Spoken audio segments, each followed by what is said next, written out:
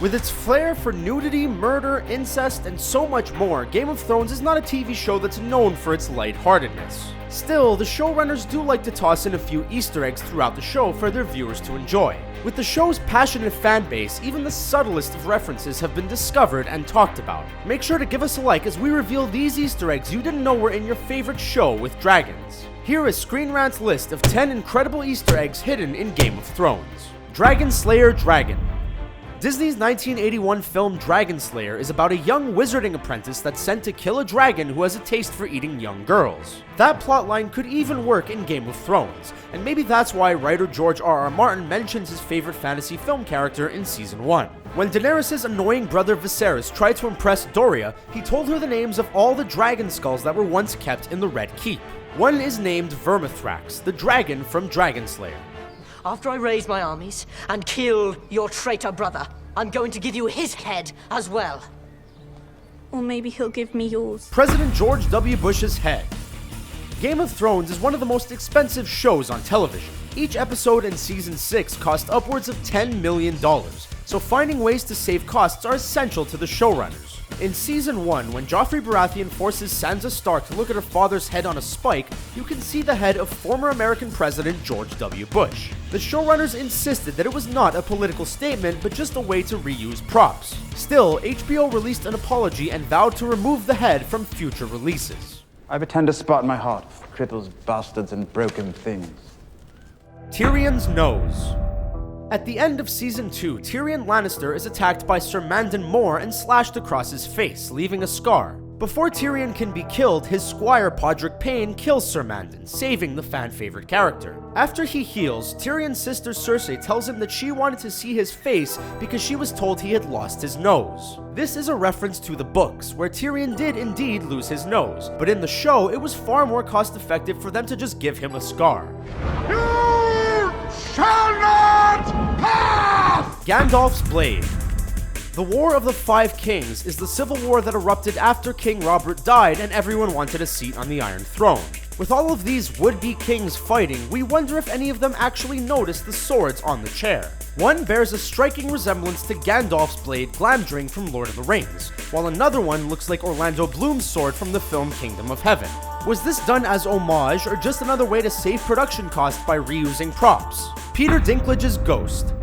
We don't mean his spiritual ghost, but the ghost that Peter Dinklage voiced for the video game Destiny. Dinklage was fired as the voice of the ghost due to his boring narration and replaced by Nolan North. In a scene from Game of Thrones, there is a window behind Dinklage that holds a strong resemblance to the ghost's shape.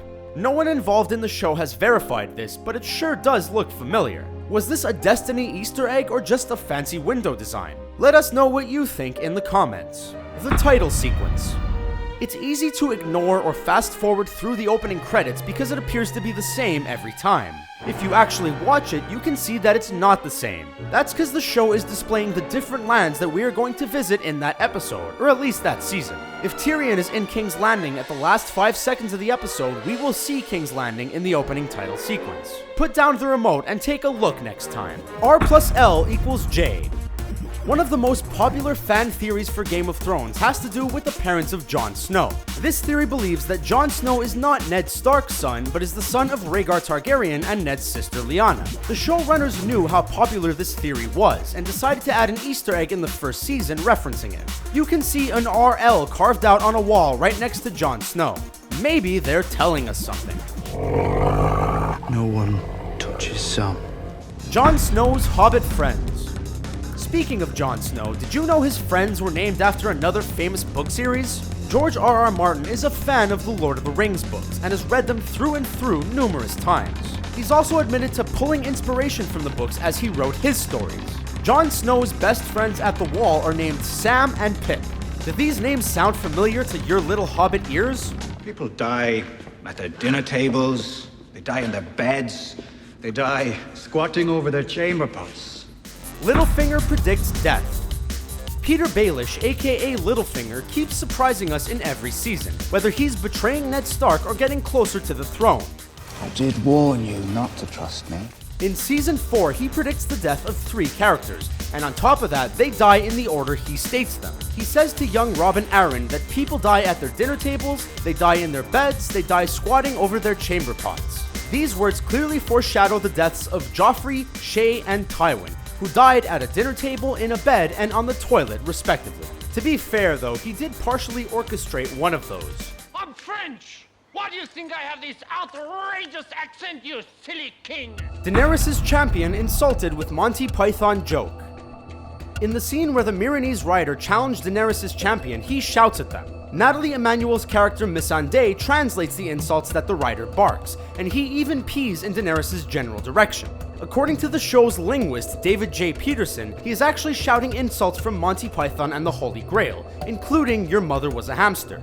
If you caught that one, you better be looking for a job as a linguist, because only the producer and Peterson knew what they were doing, since the language is made up for the show. What do you think of our video? Did we skip over any of your favorite Easter eggs from Game of Thrones? Sound off in the comments below, and be sure to subscribe to our channel for more fun videos. Thanks for watching.